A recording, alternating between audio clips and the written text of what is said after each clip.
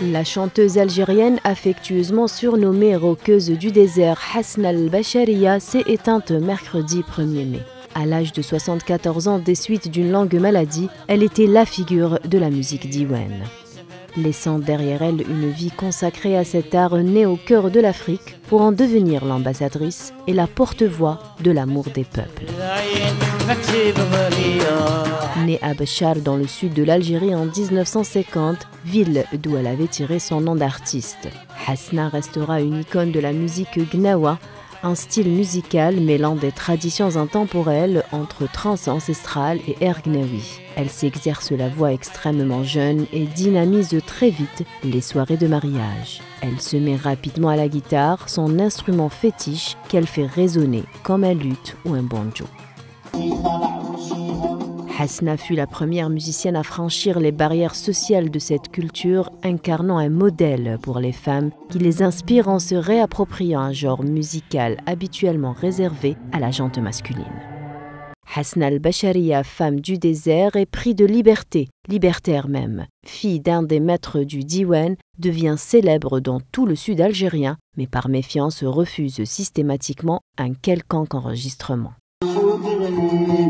En 1972, elle monte son propre groupe, épaulée par ses 3 amis que l'on s'arrache de mariage en banquet. Pour couvrir les voix, Hasna fut obligée de passer à la guitare électrique tant l'ambiance était fougueuse pendant ses concerts. Plus tard, accompagnée de son groupe Lemma al-Bachariya, elle fait le tour des festivals de musique traditionnelle. En près de 30 ans de gloire locale, elle n'a pas enregistré un seul disque. Elle acquiert une renommée internationale au début des années 90 en jouant au Cabaret Sauvage à Paris.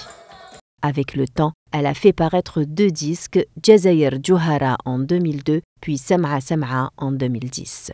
Hasna al-Bachariya s'est produite sur plusieurs scènes en Algérie et à l'étranger. En 2017, l'artiste algérienne a été décorée de médailles de l'Ordre du Mérite national au rang de Achir, décernées à des hommes de lettres, de l'art, des chercheurs et des académiciens.